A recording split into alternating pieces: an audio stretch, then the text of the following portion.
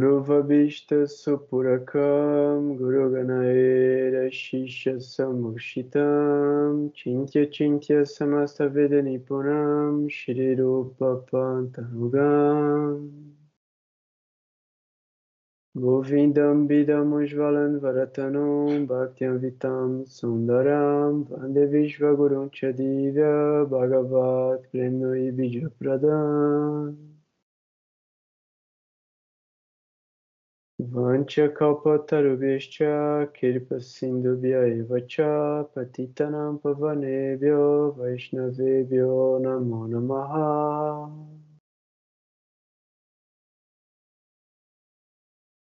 Om Agyanantimirandasya Gyanagyanam Shalakaya Shashurum Militam Yena Tasmai Shri Gurave Namaha. Jagadev, Jagadev, Jagadev, Jagadev. Saudações a todo mundo. Fico muito feliz mesmo assim a gente tá mais um encontro aqui junto para falar sobre temas elevados, trazer o conhecimento que foi deixado pelos mestres espirituais e sempre lembrar deles, glorificar, né, o esforço que eles tiveram em deixar esse conhecimento acessível para a gente com todos os ajustes de tempo, lugar, circunstância, e a gente nunca pode esquecer de prestar todas as mais humildes e respeitosas reverências a esses mestres espirituais. E é por isso que eu sempre canto esses mantras no começo do nosso encontro. E esse é o grupo Astrologia Singular. A gente já vem fazendo um estudo, né, uma leitura, um encontro que principalmente busca gerar um ambiente de boa associação e de difundir, distribuir o que há de mais benéfico e favorável da possibilidade da gente estudar os jyotis, estudar a astrologia védica, estudar a filosofia védica dentro de uma concepção que é conhecida como Brahma Madhava Gaudiya Vaishnavismo, de uma perspectiva muito específica, que é o humor, o Siddhanta, essa forma que foi deixada por Srila Bhakti Rakshakshidhadev Goswami Maharaj através de Srila Govinda Maharaj, Bhakti Sunda Govinda Dev Goswami Maharaj, e que a gente pode entender também que vem de Bhakti Siddhanta, que tem uma colaboração muito grande de Srila Bhaktivedanta Swami Maharaj Prabhupada. Então, toda essa estrutura, né, que bebe de Srila Bhakti Siddhanta Sarasvati Thakur e que vem dessa compilação e desse resgate quase que arqueológico, né, que foi feito por Srila Bhaktivinoda Thakur, quando ele resgata o conhecimento dos Goswamis, e ele traz isso para a nova era, né, para esse momento em que a gente vive agora.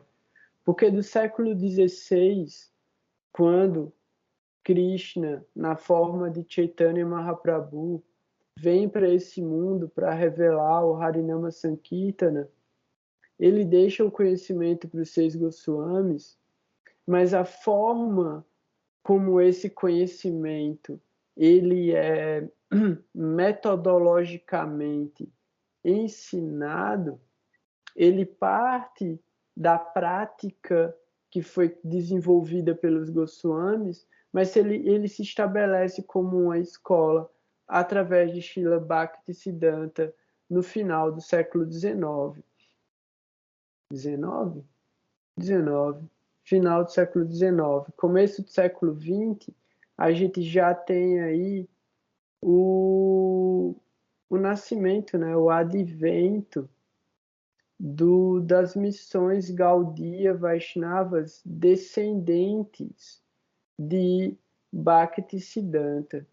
Então, 1932, eu acho que é 32, 1932, 31 ou 32, Srila Bhakti Rakshakshita Dev Goswami, ele inaugura o Sri Chaitanya Saraswati Mata, e no final dos anos 60, já do século XX, né?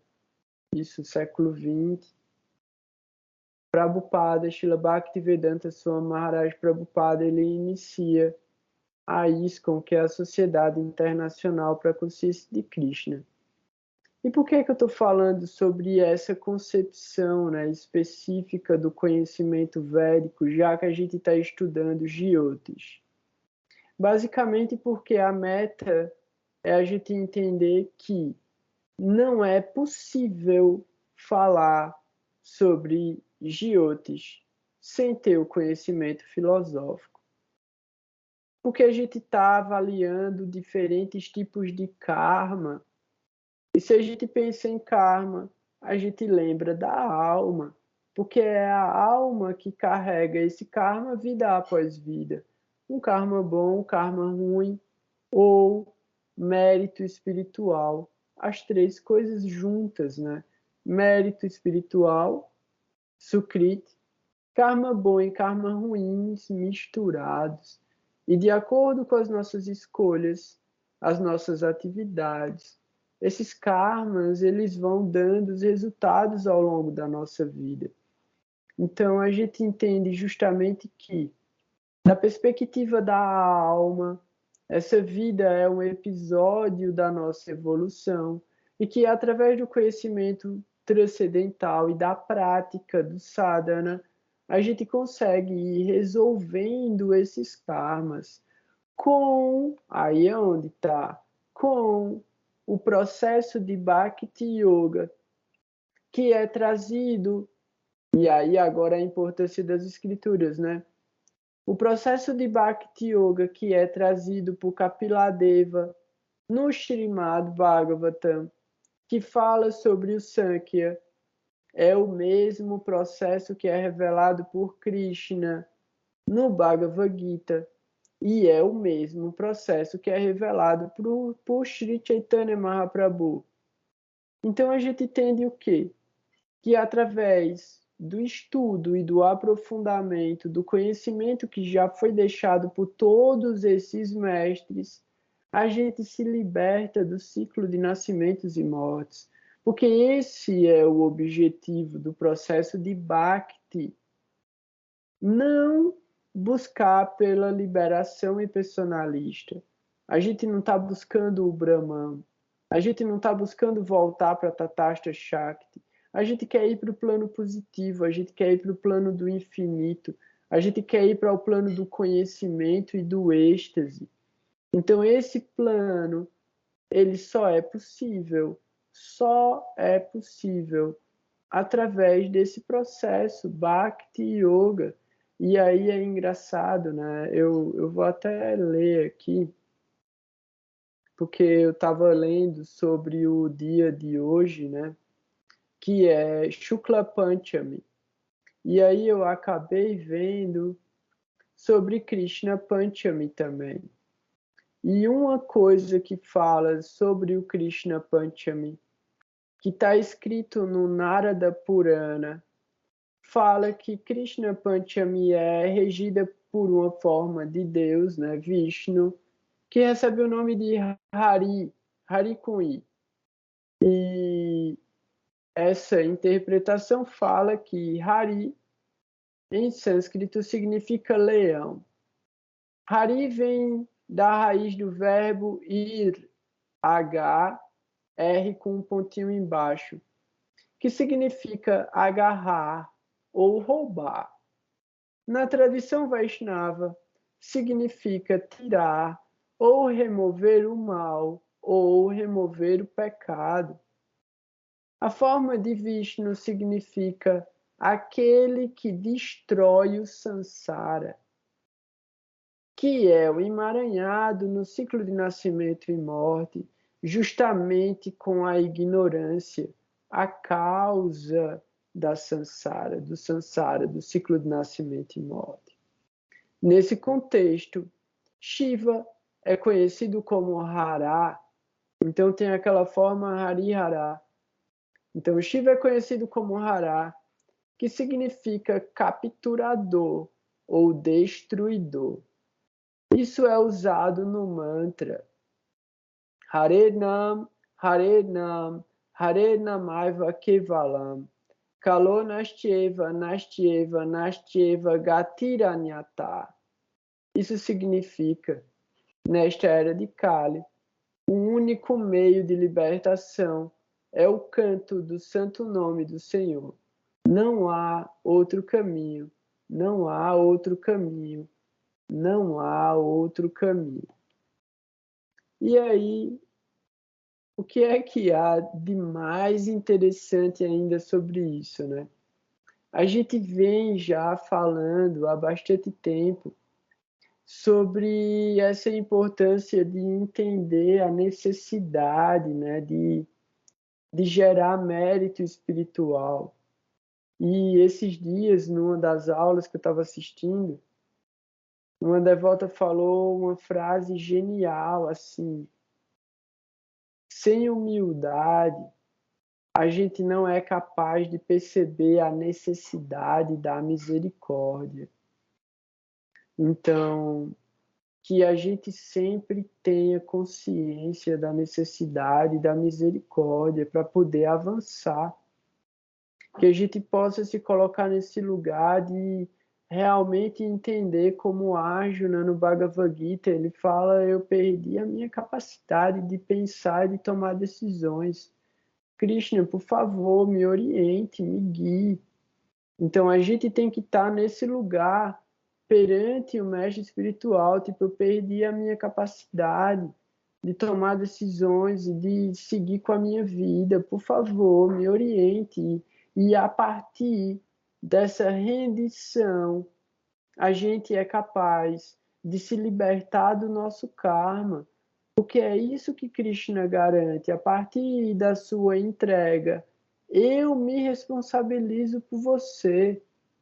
Eu me responsabilizo pelo seu karma, se você agir de acordo com a minha orientação. Então, na medida que a gente entende o samsara e a gente entende a quantidade de karma que a gente carrega, é impossível a gente alcançar a liberação. É impossível a gente se livrar do ciclo de nascimentos e mortes pelo nosso próprio esforço. Então a gente tem que ser humilde e pedir pela misericórdia das grandes almas que intercedam ao nosso favor para que a gente adquira um mínimo de conhecimento possível para ocupar a nossa mente, para ocupar a nossa inteligência. A gente não precisa nem aprender. Se a gente ocupar, isso chama o sacrifício da mente, né? Krishna fala sobre isso no Bhagavad Gita. O sacrifício da mente é pensar em Deus. Então, só da gente estar tentando, a gente já está ocupando a nossa mente em serviço. A gente está tirando ela dos objetos, a gente está tirando ela dos desejos e a gente está colocando ela numa plataforma mais elevada de frequência, de sintonia, de conexão. Então, o estudo que a gente faz é de buscar por essa conexão mais sutil. Por quê? Porque a gente entendeu que o grosseiro se manifesta do sutil. A gente está estudando isso, a gente está lendo isso. Shrestara Maharaj está desconstruindo, trazendo elemento por elemento para a gente entender isso. E cada um aqui já foi orientado várias vezes a ler o Bhagavad Gita, porque todo o conhecimento de astrologia está dentro do Bhagavad Gita. Tá, mas você tem que saber ver. No Bhagavatam, o Bhagavatam é a solução. O Srimad Bhagavatam é a solução para as 12 casas e os 12 signos. É preciso ler. É preciso ler com o coração e destruir as amarras do ego que prendem a gente a uma conexão miserável e temporária com a satisfação dos sentidos através da exploração do mundo material, através da exploração das outras pessoas, através da exploração dos animais. Tudo isso vai gerar karma. E a gente está gerando karma a cada respiração, porque a gente está extraindo a energia do universo para manter o corpo da gente vivo. O que é que a gente está retribuindo? O que é que a gente está fazendo? E aí, Bhakti Yoga é quando a gente transforma as nossas atividades em amor, afeto e devoção. Então a gente continua agindo, a gente continua comendo, a gente continua dormindo, a gente continua trabalhando, mas a gente sabe que tudo isso é simplesmente para agradar a Deus de alguma maneira.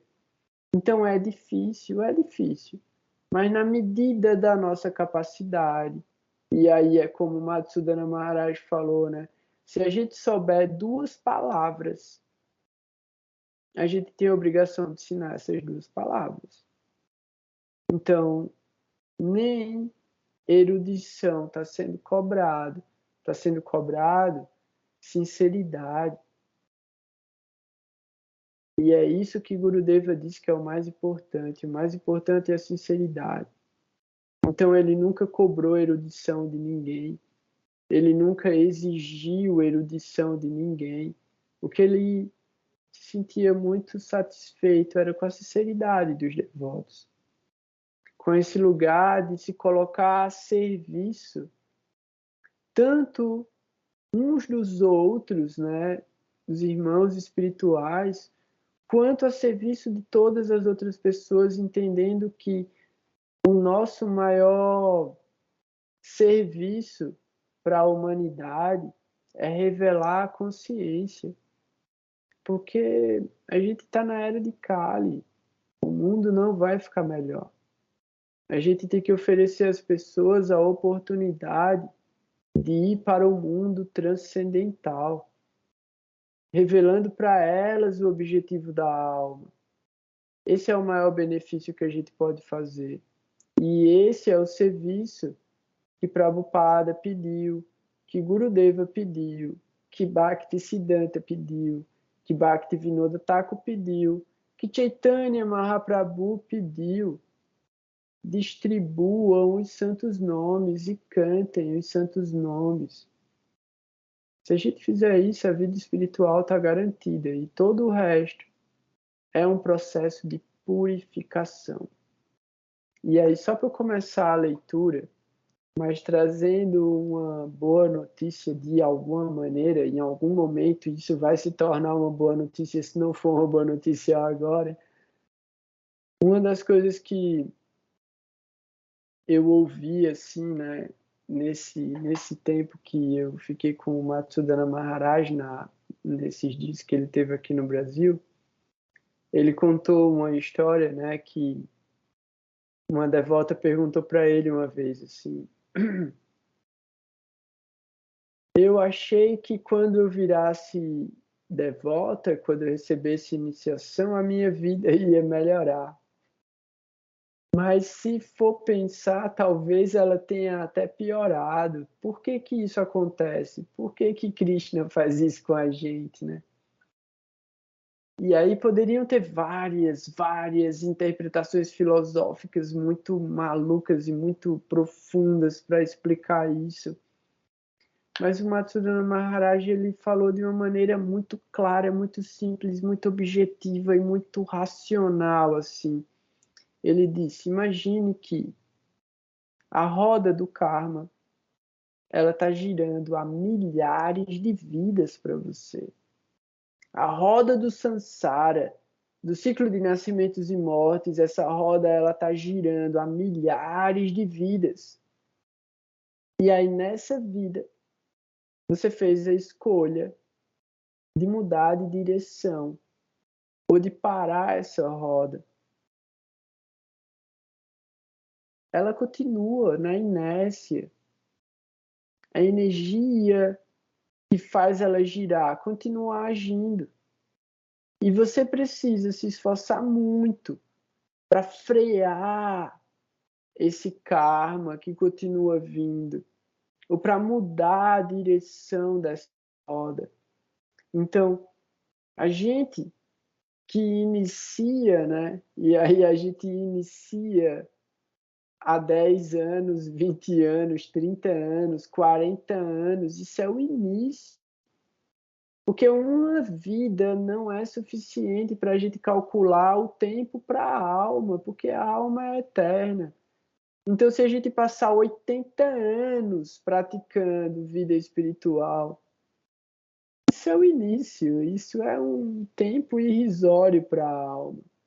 Se a gente estiver fazendo mecanicamente. Porque o próprio Srimad Bhagavatam, ele é o conhecimento transcendental sendo revelado por Shukadeva Goswami para o Maharaj Parikshit, porque ele vai morrer em 7 dias. Então, o que Shukadeva Goswami está fazendo ali é dando para o Maharaj Parikshit a oportunidade de alcançar os mundos transcendentais em uma semana. E ainda mais, dentro do Bhagavatam, ele é que mesmo na hora da morte, se você se rende a Deus e você se lembra de Deus, você pode alcançar esse lugar de ir para o mundo transcendental. Então a gente tem essa oportunidade o tempo todo. Será que a gente vai lembrar? Será que a gente vai usar essa oportunidade? Por isso é tão importante o sadhana. Porque aí todos os dias você vai ter um marcador de lembrar de Deus. E é possível que na hora da morte você acabe lembrando e receba essa misericórdia. Então, tem muitas histórias legais sobre isso, né? Porque Deus é a misericórdia, ele não é a justiça. A misericórdia é superior à justiça. Então, através da misericórdia, a gente pode alcançar a liberação. E através da justiça, a gente continua no ciclo de nascimentos e mortes. Então, todas as glórias são para os mestres espirituais que revelam o processo de Bhakti Yoga pelo qual a gente pode se libertar desse ciclo de nascimentos e mortes. E aí, agora a gente vai fazer a leitura da busca por Shri Krishna exatamente no subtítulo que fala sobre o conhecimento através do som. E isso é muito legal. Esse livro, né, ele foi compilado através de conversas, de aulas, né? Não de aulas, mas de perguntas e respostas que foram feitas a Shrila Maharaj e transformadas nesse livro, A Busca por Shri Krishna, pelo Goswami Maharaj. E com a revisão, né, do Matsudana Maharaj, que na época tinha um outro nome. Então, conhecimento através do som. E qual será a posição do guru? Ele será bem versado nas escrituras. O Shruti Shastra, ou aquele conhecimento que pode ser apenas adquirido através do som, por audição atenta e ansiosa. Shrotriyam Brahmanishtam. Brahmanishtam significa uma pessoa estabelecida no Brahman, o espírito, e que esteja ciente da posição causal do universo. Isso é descrito nos Upanishads. Yeto va imani bhutami jayante, yena jatani jivanti, yati prayanti abhisham vishanti, tad vijignaswa tadeva brahma. Taittiriya Upanishad, capítulo 3, verso 1. A tradução é: o Brahman Supremo é a origem e o refúgio de todos os seres vivos. Quando existe uma criação, ele os traz de seu estado original, e na hora da aniquilação, ele os devora. Após a criação, tudo repousa em sua onipotência, e após a aniquilação, tudo novamente retorna para repousar nele. Essas são as confirmações dos hinos védicos. Então a gente já falou sobre isso quando a gente estava lendo o Srimad Bhagavatam, que é justamente os processos de criação e dissolução que acontecem ao longo das kalpas.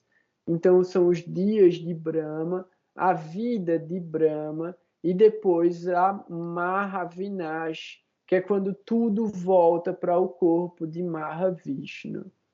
Então, aqui ele está falando sobre esse processo de criação, aniquilação e essa sucessão. E Shrila Maharaj ele traz mais um verso agora. Yasmin vignate sarvam evam vignatam bhavati, Yasmin prapte sarvam idam praptam bhavati.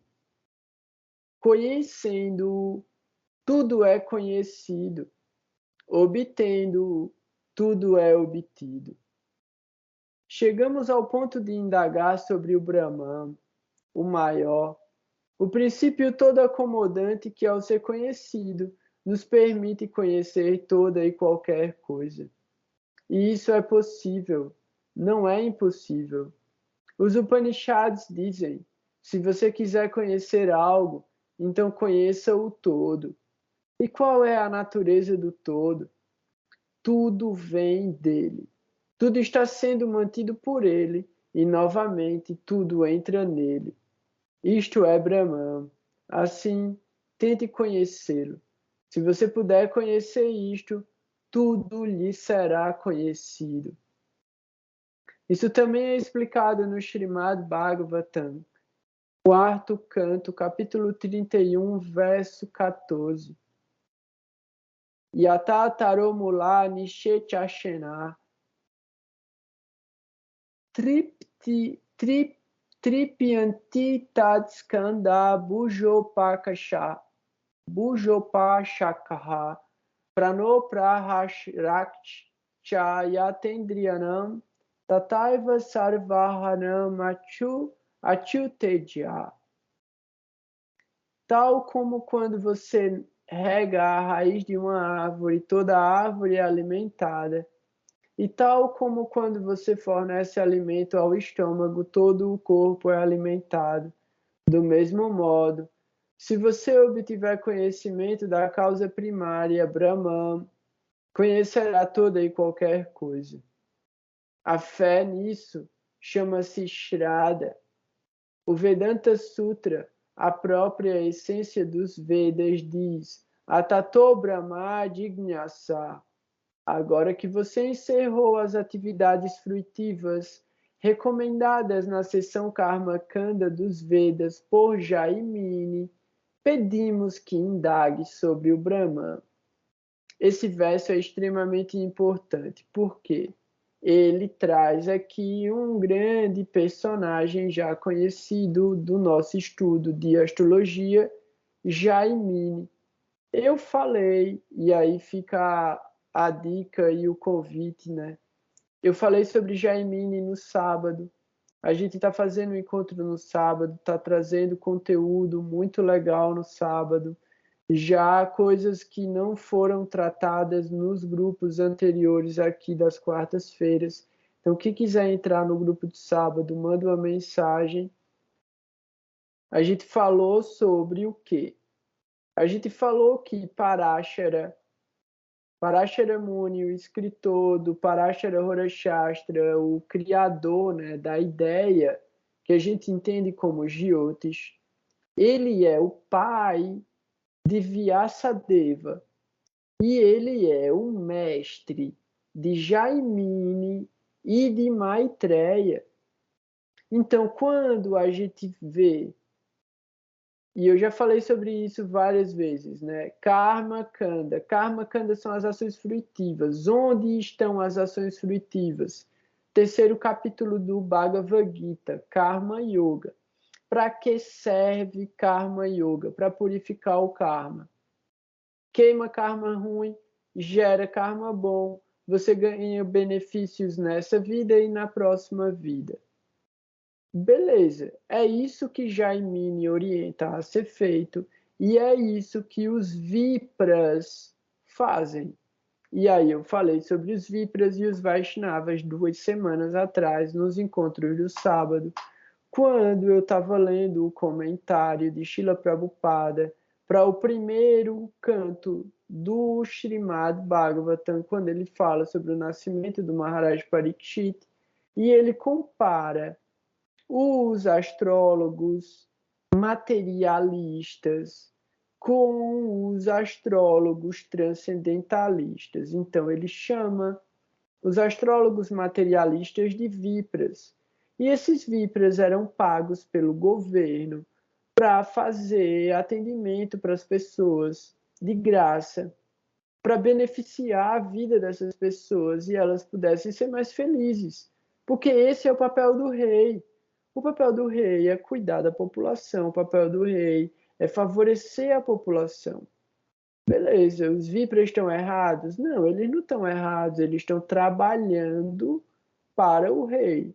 Mas Prabhupada fala, superiores aos Vipras são os Vaishnavas, porque eles revelam a natureza da alma. Então, quando Prabhupada não, Srila Sridhara Maharaj, ele fala aqui, agora que você encerrou as atividades fruitivas recomendadas na seção Karmakanda dos Vedas por Jaimini, então Jaimini cria essa astrologia dele, baseada em Karmakanda, para favorecer a purificação do karma das pessoas e que elas tivessem a possibilidade de obter bons nascimentos nas vidas posteriores. Beleza, mas aqui fala, agora que você já conhece e já entendeu Jaimini e o Karma Kanda, indague sobre o Brahman, dê um passo a mais, vá mais longe. E aí aqui ainda é Brahman, é o aspecto todo abrangente. Nem é Krishna na forma pessoal dele, mas Shrestha Maharaj ele está preparando, ele está trazendo a concepção. Então ele fala, isso é descrito no Srimad Bhagavatam, primeiro canto, primeiro capítulo, primeiro verso. Janmadi Yashayato invayad itaratas chateshu abhignaha swarat. Amigos, indaguemos sobre a causa primária, cuja natureza é tal que tudo que possamos ver e tudo que possamos conceber brota dele. Ele é direta e indiretamente a causa última de tudo. Somente ele conhece o propósito pelo qual tudo é criado e mantido. Somente ele sabe para onde tudo vai. Somente ele é consciente deste fato, ninguém mais. Ateshu abhignaha swarat quer dizer que ele conhece o significado de todo o incidente da existência e que ele está acima de ter de dar qualquer explicação a outrem. Ele não tem responsabilidade para com qualquer lei ou pessoa. Ele é absoluto e independente.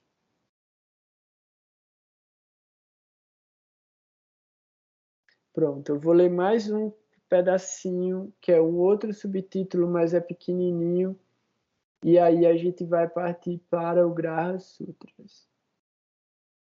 O subtítulo aqui é Revelação Védica. Shrestha Maharaj ele continua.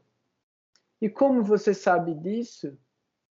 Ele expandiu o conhecimento de si mesmo através dos Vedas. Brahma significa Veda. Assim, através da linha de inspiração ou revelação, o conhecimento védico foi transmitido ao primeiro ser vivo, o Criador do mundo, o Senhor Brahma. Aí, entre parênteses, a linha de um verso em sânscrito. Tenebra mais da Yayadi Kavaye. Os acadêmicos do mundo falham em compreender a estratégia e a natureza desse tipo de conhecimento. Eles não podem entender os pontos vitais e fundamentais do conhecimento védico, tais como a transformação de uma coisa em outra. Murhyayanti Yatsurayaha. A água pode ser transformada em gás, o gás pode ser transformado em éter e a terra pode ser transformada em calor. Através de tal processo, podemos entender a existência desse mundo. Aí, entre parênteses, Tejovari Mridam Yata Vinimayo Yatra Trisangomrisha. Pois, através da transformação da energia do Senhor, este mundo vem a existir. Essa transformação envolve os três modos da natureza, tamas, rajas e sattva, a ignorância, a paixão e a bondade. Tama significa matéria dura, estática. Raja significa energia. E sattva, espírito, luz e conhecimento.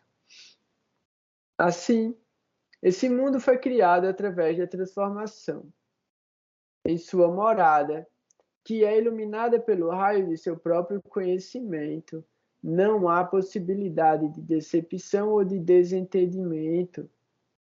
Aí, entre parênteses, Dhanmna Swena Sada Nirasta Kuhakam Satyam Param Dimahi. Aqui estamos sendo enganados pelo entendimento errôneo. Entramos em um plano de existência onde todo o mundo está repleto de concepção enganosa, falsidade e cálculo errôneo. Presentemente vivemos no mundo de Maya. Maya significa Maya, aquilo que não é. Estou vendo algo que realmente é outra coisa. Beleza. Alguém quer fazer algum comentário? Alguém quer falar alguma coisa? Eu acho sempre Shrila Maharaj impressionante demais, assim. É fantástico, porque ele consegue explicar, né? Ele consegue trazer o conhecimento em vários níveis, né? E ele vai desconstruindo, explicando, apontando e compartimentando, né? É muito, muito, muito incrível, assim, a didática, a transmissão desse conhecimento de forma muito prática. Então, partindo para o Graha Sutras do Ernest Wilhelm, a gente parou num trecho aqui que fala sobre as deidades presidentes. E essas deidades presidentes, elas também têm relação com as nakshatras. E aqui a gente vai ver a relação delas com os planetas.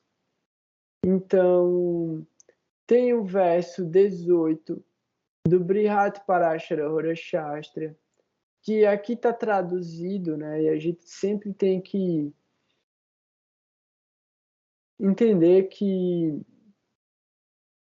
existem diferentes traduções, né, do sânscrito, de palavra para palavra, e várias palavras têm o mesmo significado também.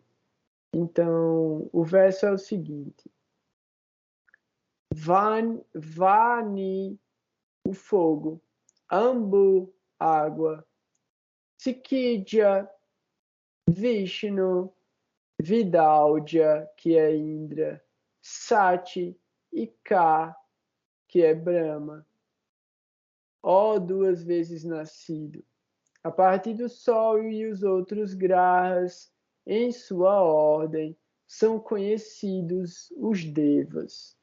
Então, os Devas dos planetas, né, porque o verso também está traduzido e construído fora da ordem, as palavras, mas aqui ele está dizendo que esses Devas são os regentes dos planetas na seguinte ordem a partir do Sol. Então, ele coloca que Vani é o fogo, é o Sol, Ambu é a Lua, que é a água. E aí eu não vou especular pela sequência quais são aqui, mas ele coloca Sikidja, Vishnu, Vidauja, Sati e Ka como os outros planetas na sequência. Então, 1, 2, 3, 4, 5, 6, 7. Ele não está considerando Rahu e Ketu.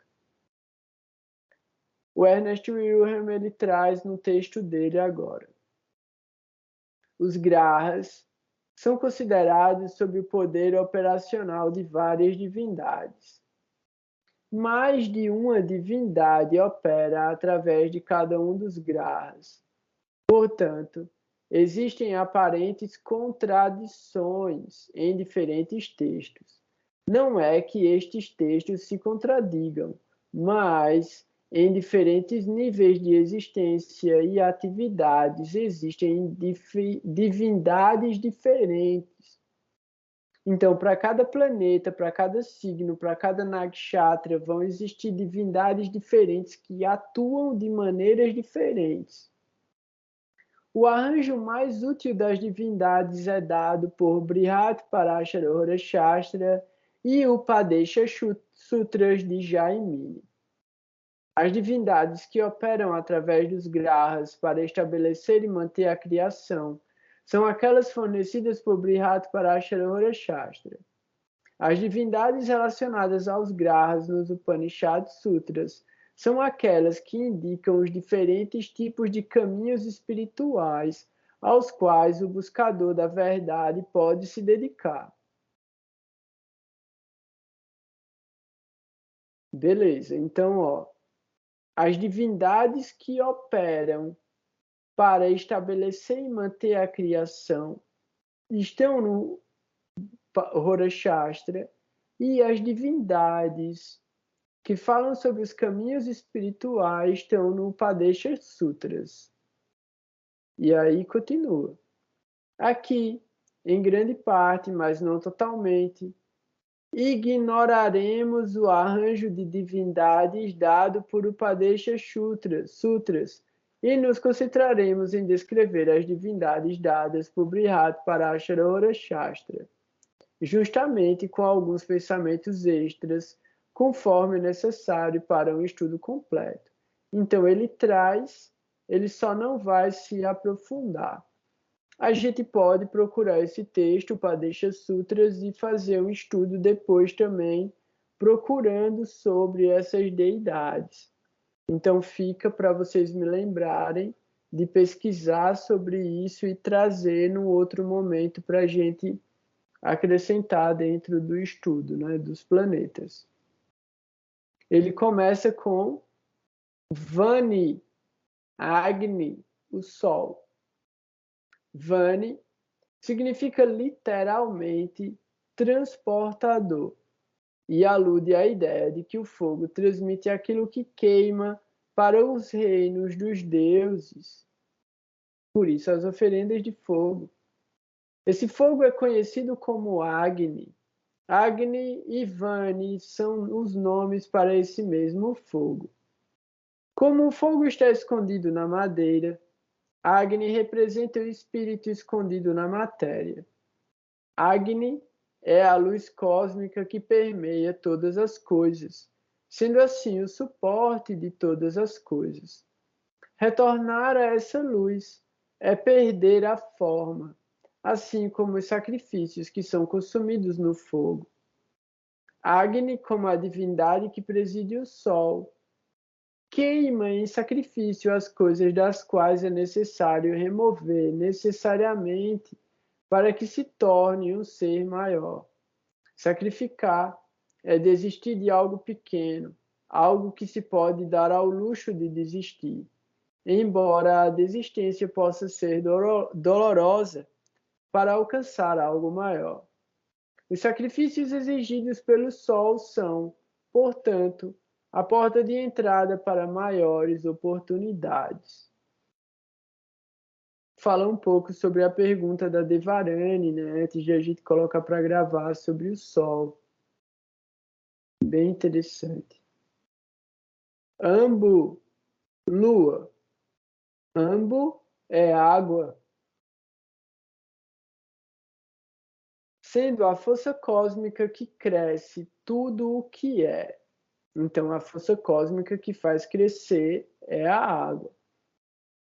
Enquanto o Agni permeia tudo o que é criado e cresce, muda e se adapta, o faz pela força de Ambo.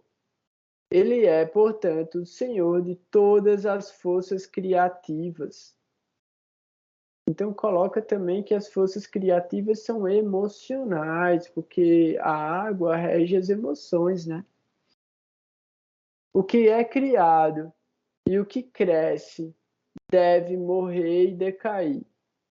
Aquilo que morre e decai serve de alimento para o que cresce. Que a água causa crescimento, morte e decadência, isso é mostrado na natureza. Quando chove, as plantas começam a crescer imediatamente. As plantas são então consumidas por outras formas de vida que também crescem.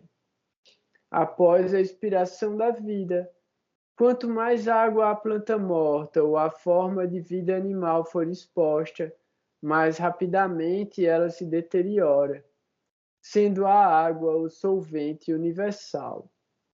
Além disso, durante os grandes períodos de transição na Terra, Ambo, na forma de grandes inundações e marés, causa morte e destruição em larga escala, como a vivida pelo Noé bíblico. Por causa dessa natureza dupla da água, a Lua tem dois períodos: o período de encerramento e o período durante o qual o Ambo cria crescimento. O período minguante é o período durante o qual o Ambo causa a deterioração. Isso volta para um capítulo que a gente falou sobre os Sálmia e Krura Grahas. Será que eu pergunto para saber se alguém lembra o que é Sálmia e Krura Grahas? Melhor não, né?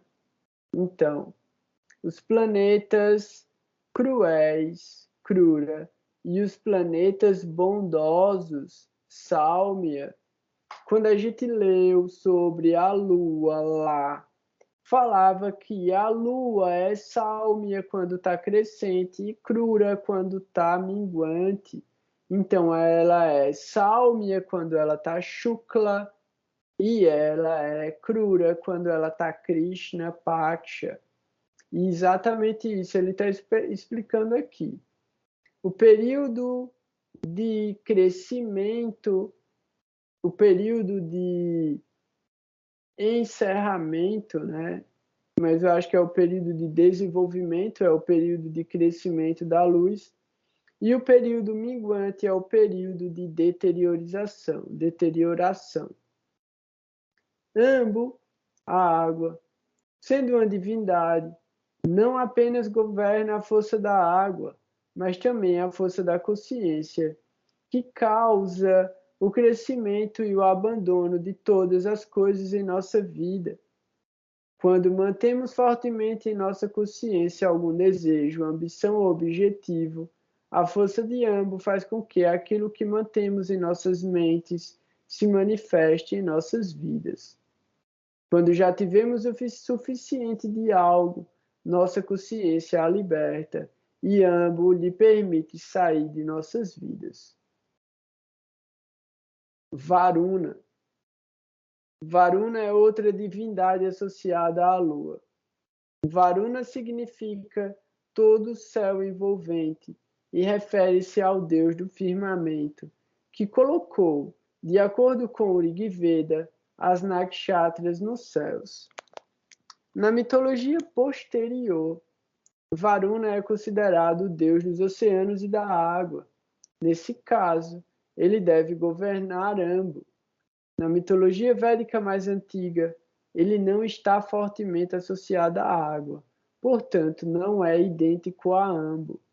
Embora compartilhe muitas das mesmas qualidades, o Brihadeparashara Shastra dá a Ambo como a divindade que preside a lua, pois na terra é a água responsável pelo crescimento. Nos Vedas, Varuna é considerada a mais excelente e proeminente de todas as divindades, como a principal criadora e sustentadora do universo. Varuna pode ser visto como a maior força da consciência, que cresce e cria o universo, enquanto Ambo pode ser considerado como a mesma força, especificamente sobre a Terra, sendo Varuna e Ambo forças que criam e crescem, revelam a importância da atitude mental governada pela Lua na criação da nossa realidade. Sikidya ou Kartikeya, Marte. A divindade presidente de Marte tem vários nomes comumente usados: Skanda, Subramania, Kartikeya, todos se referindo ao segundo filho de Shiva. O nome de Sikidya, usado em Brihadeparashara Shastra, significa produtor do pavão. Por conta de Kartikeya derrotar um Asura, que ele então se transformou em pavão. O pavão então se tornou seu veículo. O pavão simboliza a tendência evolutiva do espírito sobre a matéria. O espírito é inconsciente nos minerais, consciente nas plantas, semiconsciente nos animais, consciente no homem e superconsciente no homem iluminado.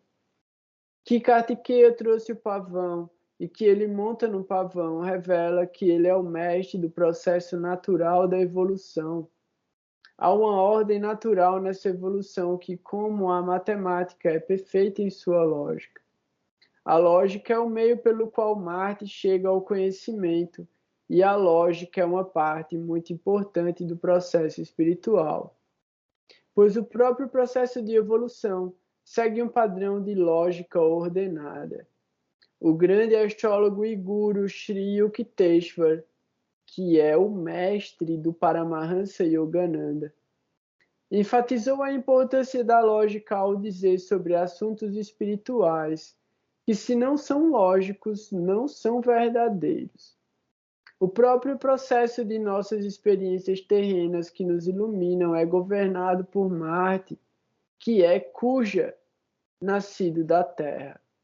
Kartikeya é o deus da guerra, apesar de ser apenas uma criança de 7 dias de idade. Ele é o supremo guerreiro geral entre os Devas, que comanda os exércitos. Eu acho que é uma criança de 7 anos de idade, hein? Não são 7 dias, não. Eu acho que não. Tenho que olhar direitinho no original, mas eu acho que são 7 anos. Ele é o supremo guerreiro geral entre os Devas, que comanda os exércitos dos Devas em sua batalha com os Asura e os leva à vitória. No homem, Kartikeya representa o poder perceptivo da mente pura e inocente, que tem a discriminação para controlar as paixões e emprestar-lhes um foco espiritual. Ele faz isso libertando a mente de seus conceitos e ideias, e é por isso que lutamos, tornando a mente mais inocente, como a mente de uma criança, para que possa ter percepções verdadeiras. A mente que está cheia de conceitos e percepções pessoais é incapaz de ver as verdades simples e os caminhos simples que são as verdades lógicas e os caminhos lógicos. E é porque a mente do homem está cheia de conceitos e percepções pessoais que os homens discutem incessantemente entre si, mesmo quando têm um objetivo comum. Kartikeya, através de Marte, revela esses conceitos incorretos aos quais nos apegamos devido a fraquezas pessoais, fazendo com que nos sintamos frustrados e zangados com as coisas. Onde estamos com raiva é onde precisamos estabelecer inocência e percepções puras, sobre as quais a guerra interior dos Devas e Asuras é vencida pelo aspecto superior do homem simbolizado pelos Devas. Vishnu é pequenininho.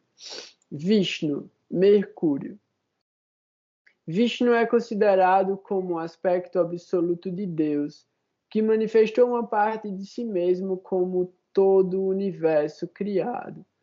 Através da propriedade do elemento terra, governado por Mercúrio, o um foi diferenciado em muitos. Muitos foram apenas diferenciados, não mudados. Eles ainda são aquele conhecido como Vishnu. Assim, tudo que é uma manifestação de Vishnu. Tudo o que vê é Vishnu. Tudo o que dá é Vishnu. Tudo que é dado é Vishnu. Tudo que recebe os presentes é Vishnu. Vishnu dá a Mercúrio a capacidade de perceber o que é real, que é Vishnu. Não há mais nada. Por causa disso, Mercúrio é um graha muito importante a considerar ao julgar a capacidade de um indivíduo de ter verdadeiras percepções espirituais enquanto vive no plano material terrestre. Muito importante essa observação. Então, para a gente avaliar a capacidade de uma pessoa de perceber e entender Deus, a gente tem que olhar para Mercúrio, porque no Bhagavad Gita, Krishna fala que ele mesmo, Krishna, é a inteligência no homem, Buddhi. Buddhi é Mercúrio. Então, sem Buddhi, sem inteligência, a gente não consegue perceber Deus. E Krishna também repete isso no Gita, né? Eu não me revelo aos pouco inteligentes. Ele vai trazendo, né? Vai revelando isso, né? Tipo, mas qual é a inteligência? Não é diploma. Não é, tipo, quantas faculdades você fez, ou é uma inteligência do coração, é uma inteligência da alma, né? É uma capacidade de perceber o infinito. E aí você vai ver isso em pessoas que talvez não saibam nem ler e escrever, mas elas conseguem perceber o infinito e viver o infinito. Eu vou deixar a partir de Júpiter para a semana que vem, porque aí Júpiter vai ser um pouco maior e já está um pouquinho tarde também. Eu acho que, assim, eu queria mais uma vez, né, deixar o convite e deixar o recado, né? Eu acho que o pessoal sempre pode falar melhor do que eu, porque senão parece que é falso ego, parece que eu estou falando bem sobre mim mesmo e eu não quero nunca cometer esse erro. Mas eu queria convidar, né, quem puder, quem estiver assistindo o grupo aí pelo YouTube e quiser participar online, eu queria enfatizar isso, né, que pô, a gente tem conversas muito legais aqui enquanto a gente está offline, antes de colocar para gravar, né, não quando a gente está offline. Antes de colocar para gravar, a gente está sempre trazendo temas muito legais, assim, tirando dúvidas, trazendo explicações também. E são coisas que quem está assistindo pelo canal acaba perdendo. Então, eu gosto de fazer essas conversas, né, antes de gravar, justamente para trazer essa importância da gente estar junto na presença, né? Sacrificando o nosso tempo, sacrificando de verdade energia, pô, já não é justificando, eu não estou aqui também justificando, mas a gente faz o estudo, o encontro da gente já no horário avançado, para que todo mundo esteja em casa, para que todo mundo possa participar. Então, eu fico muito feliz com quem consegue participar, quem está junto, e eu convido, né, quem quiser participar da nossa associação, do nosso Sangha, né? Não, não buscando prestígio de forma alguma, mas buscando pela boa associação. Então, que a gente sempre lembre, né, que todos os benefícios desse tempo que a gente passa junto, eles foram oferecidos, ofertados misericordiosamente pelos mestres espirituais.